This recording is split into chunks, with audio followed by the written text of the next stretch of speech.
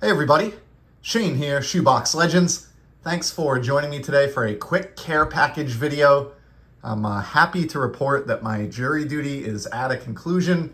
Went for a couple weeks, was a pretty serious trial. I'm glad to have that behind me and kind of have the pressure and stress of that relieved a little bit and have some more time in my schedule to get back to filming YouTube videos again. And I thought I would start with this care package, which was sent very thoughtfully recently by my new hobby friend over at Hodges 1455. I'm going to withhold his name here because I know in his videos he typically just goes by Hodges 1455. Name obviously derived from the great Gil Hodges. But he reached out to me recently and let me know that he had found a card, I think, or cards at his hobby shop, I think it was, that he thought would be a fit for my collection. This was a few weeks ago now, because I was held up for a while there. Certainly not necessary, super generous.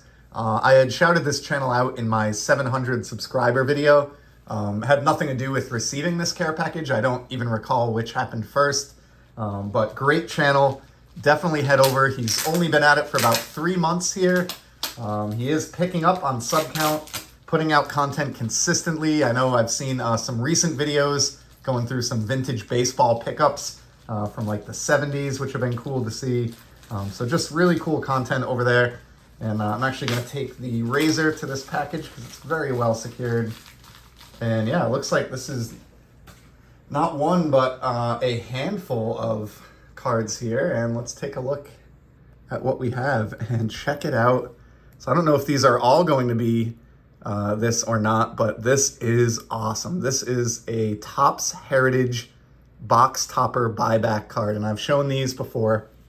And the rub here, most of you have heard this, so I'll keep it brief, but in Topps Heritage, as a box topper, you'll receive a single card from the original year that Topps Heritage is paying tribute to in that particular release year, and it will be stamped with one of these 50th anniversary Topps stamps, and it'll include on the left side the original year of the set that this card came from, and on the right side the heritage year. So in this case, this is a 1973 Topps card stamped and reissued as a box topper in 2022 Topps Heritage, which of course was the 73 design. This is Richie Scheinblum, and I may have pronounced that wrong, Scheinblum. Pretty cool card. I'm not familiar with Richie as a player. But he hit his first big league homer in 1969, the same day that man landed on the moon, July 20th, so coming up. So kind of a cool fact there. These are just awesome. As box toppers, you know, you don't see a ton of these out there. They're tough to come by. You're only getting maybe 10, a dozen at most, but I think less than a dozen per case because there are other box topper types. So they're tough pulls, and really, really appreciate you thinking of me when you ran into these. Here's a Wayne Granger, pretty funny name there, and check out that heavy airbrushing of that St. Louis Cardinals logo on the cap there. Early airbrush work by Topps. Some cool one there. So yeah, it looks like these are all going to be Topps Heritage box topper buybacks. And of course I have my Franken-set, which is a binder containing cards 1 through 792, all buybacks from all different years. So all of these cards at the end of today's video will be possibly included, or at least, you know, I'll be deciding on their inclusion in the Franken-set. Here's a vintage checklist. And I do like, you know, you might think this card has no chance in the Franken-set, but I want my Frankenstein set to have variety in it, just like a regular Topps set would. So I want to have base cards and all-star subsets, and I do want some checklists. So there is a chance that this one makes the cut. Here's a look at the back. It's obviously a 73 as well. You can tell by that background. Here's a cool one, Scipio Spinks. Another Cardinals card here.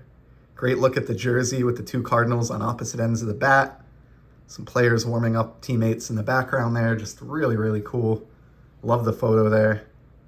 Love the silhouette of the pitcher. The lower right, just awesome, awesome card. I love the story of these buybacks, having been, you know, issued and kind of lived 2 lives, being issued to collectors, enjoyed the first time around, then somehow repurchased or reacquired by Topps, and then issued a second time with the stamp for collectors like myself to enjoy all over again. Here's a look at a Bill Parsons. Great action shot here for the Milwaukee Brewers. Love that photo. This is a card I don't recognize. I've seen a lot of 73 tops. I don't have the complete set, but I've seen a lot of them over time. And this photo is not one that's in any way familiar to me, but I love it. Really cool shot there.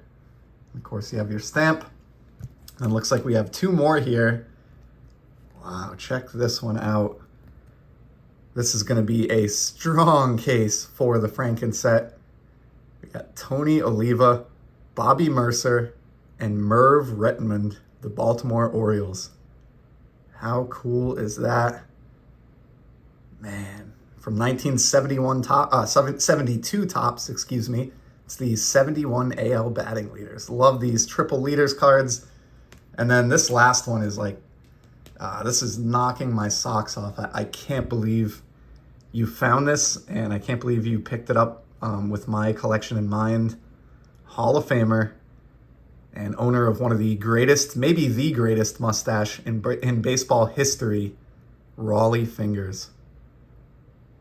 I mean, these, everything I said about these buybacks being tough and hard to find, you can take that tenfold when it comes to Hall of Famers and, you know, star players from their day. These are very, very difficult to track down. You just don't see them. And this is just beyond awesome. This is card number 84. You know, without looking, I obviously don't have the Franken-set memorized, but I'd be very surprised if there was a card 84 in the set that could best this one. So let's, you know what I think we're going to do here? This was such a generous gift. We are going to pause it here, and I'm going to get the Franken-set binder out, and we are going to go through it and actually look at whether or not these make the set right in today's video. So hang tight. I'll be right back with the binder. All right, we're going to see how this works out here. Bear in mind, this is my first time trying this. I need this angle to show the binder, but I also need both my hands in order to be able to manipulate the Buyback Franken-set that you see in front of you. I've shown this once before in an earlier video, but it was a long time ago, so I'm sure there may be some of you that didn't see it. But this is the set that I was referring to. So essentially what this is a binder containing enough sheets to hold cards 1 through 792, with the stipulation that every card in this binder is a Topps buyback card that was reissued through one of their buyback programs, like the cards that we saw earlier in this video, so generously sent by Hodges 1455. So when I get new buybacks in, like the stack that I got here, the process is I evaluate each of these cards. I look in the binder. Obviously, if the slot is open where this card would reside, then it goes right into the binder. If there's already a card there, I will make a decision between the existing card and the new card to see kind of who wins out to stay in the binder. So looking at these, I've sorted them from highest number first. The first card here is this Wayne Granger, which as you can see is card number 523. So we'll flip the binder and you'll see, you know, as I flip through this thing is chock full at this point of Hall of Famers, you know, other stars. It is not easy to battle your way into the Franken-set at this point. Looks like we got a few more pages to go here. 522. Okay, so slot 523 is the upper left card, this 1969 Topps Bob Chance, also a Topps Heritage buyback, versus this Wayne Granger. Now, this card is going to get the boot, and I'll tell you why. It's probably obvious as I bring it a little bit closer here, but not a fan of cards with the blacked out player cap. So I'm all set with that Bob Chance, so he's going to get the boot, go into my reject box. And the nice new Wayne Granger featuring the fantastic airbrushing that was sent to me will go into the binder in that slot. So it's as simple as that. And over time, the binder just gets better and better the more iterations of this that I go through. And it's a fun way to keep my buybacks organized because there just aren't a lot of these, and it would be impossible probably to create, you know, a full set of any one year or a player run or anything like that. So this format of doing a Franken-set kind of gives me some structure to the buyback collection. So next up, we have card 417 here, the Scipio Spinks. So we're going to go back a little ways, find slot 417, and it's going to be this card here, the 1989 Topps Mike LaCosse. So love that card just because of his kind of menacing image and the vicious splitter that he's showing us there. So I'm actually a little bit torn on that one. Here's the Scipio Sphinx. Cool card. I think I'm going to stick with the Lacoste. And in this case, I have a Z folio where I house all of these kind of outcast Topps Heritage buybacks that don't make the Franken-set. So this card, as well as the recently eliminated Bob Chance, will go right into that Z folio on my bookshelf, which I'll show off at some point in the future. Next up, we got card 231. Bill Parsons with that great photograph that I commented on. Let's head to that portion of the binder. And in this case, 231 is this Floyd Weaver from 1966 Topps, also a Heritage box topper buyback. Not particularly drawn to him for any reason. And as cool as this card is, I do think I like the photo on this Bill Parsons a little bit better, enough for it to win out. So I'm going to boot Floyd Weaver from the binder and insert Bill Parsons in his place. All right, next up, we have an intriguing one here. This is that batting leaders card, number 86 in the 72 Topps set, featuring the 71 AL batting leaders. So let's see what we have in 86.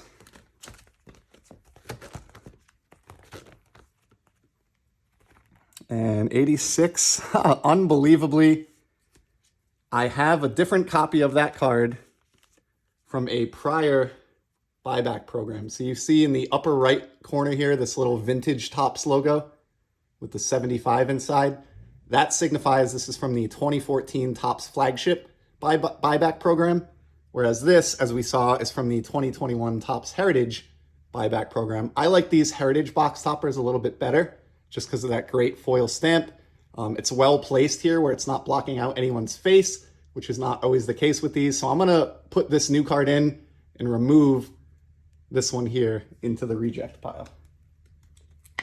So faring pretty well here with the new additions here, or the new challengers, I should say, to the Franken-set, Hodges. This was just unbelievable.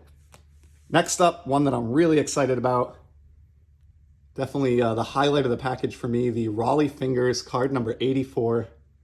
And of course, we can count backwards. If this one is 86, then we know this Kent Tekulve is number 84, the 1978 Topps Kent Tekulve card. That's a great card. 65th anniversary buyback. You can see the stamp there, which means it's from the 2016 program. Love a lot of things about this card, but I do not love it as much as this amazing Raleigh Fingers Topps Heritage buyback. So with apologies to Kent, who I do think is in here in some other slots, which eases the blow a little bit.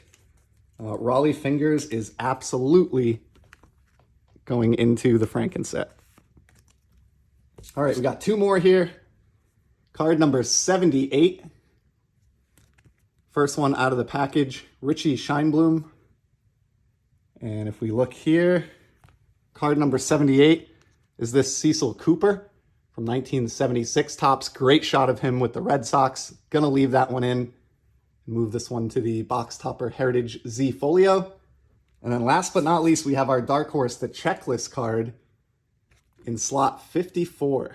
So let's see how this one fares. And we'll wrap this video up. So 54 is going to be this Bud Harrelson in action from 1972 Topps.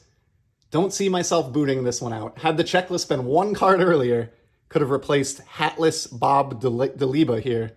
But instead, it's going to lose out to the Bud Harrelson in action. So that is a wrap on this trade package and my Buyback Franken-set. Here are some of the guys that were cast off, but they'll be enjoyed in the collection nonetheless. And clearly with this package, you made my Franken-set project that much better. That Raleigh Fingers was huge, and all of the cards were just greatly appreciated. So thank you so much, Hodges1455. You're the man. And if you are not subscribed by some chance to Hodges' channel, please check the link below. Let's help him out, get him up to 50 subs. I think he's around 30, somewhere around that at the time of this recording. So would appreciate you showing him some love. Thanks again for the cards, and thanks to all of you for sticking it out for this episode. Hope you enjoyed this look at the care package and the Franken-set, and I'll be back in the very near future with some more sports card content. Till then, take care and enjoy the hobby, everybody. See ya.